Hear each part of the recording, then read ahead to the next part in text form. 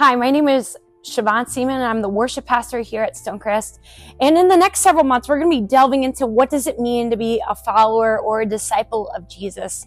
Now, I don't know if you feel this way, but oftentimes we hear the word disciple, and I'm not always sure we know what that means. Like, we hear about it on Sundays, we hear it from different speakers, we hear about it through the Bible, but what does it mean to be a follower or a disciple of Jesus and to live in his ways and how he did things and what he invites us into? Like, what does that mean in 2025? And so we wanted to hear from you, our church family. What does it mean to be a follower and disciple of Jesus? So here are some of your responses to what that means. My name is Daniel Kang. My name is Michelle Nunez. My name is Joe Bajak. My name is Ariane Washington Slade. My name is Alex Nunez. My name is Carlene Antoine. My relationship with Jesus is one of having gone through really rough, cyclical, bit of a journey. Now it's very trusting of him and just sort of relenting. Sometimes I know when I'm fighting, but I am grateful that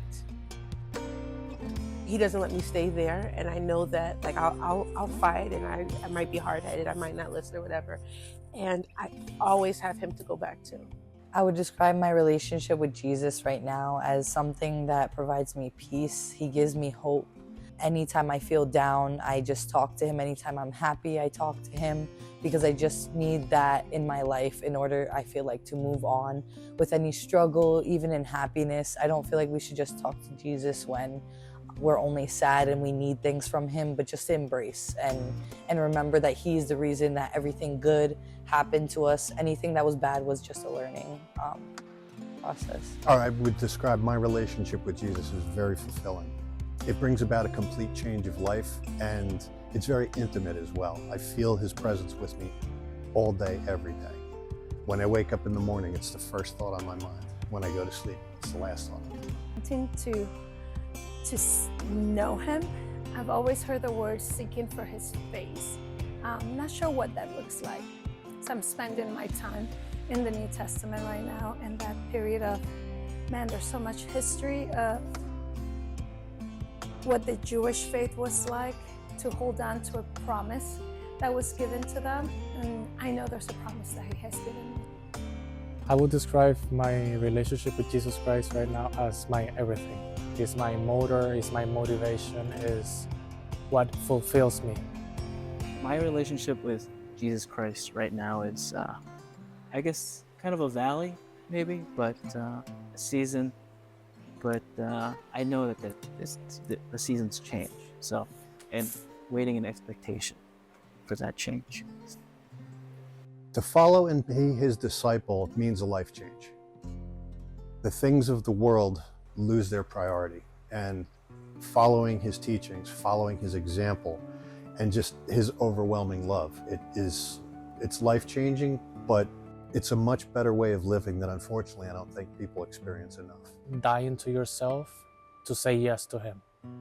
For example, I got baptized today, and to me that means that I died to my old self and welcome the new life that I will have with him or in him.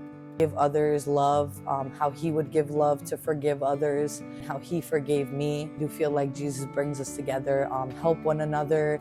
When one of us is down, we pick each other up. And even if we can't physically see or feel Jesus, I feel that we can through others and our friendships and our relationships. He's always here. To decide, to make that choice. When you follow something, you cannot follow everything. So you have to find and listen for that direction and follow that, which is easier said. Being intentional about walking with him. Not so much following a list of rules, but being intentional on, God, here's my day. How can I help me to see you in today? How do I let you use me today? And just doing our best to apply that.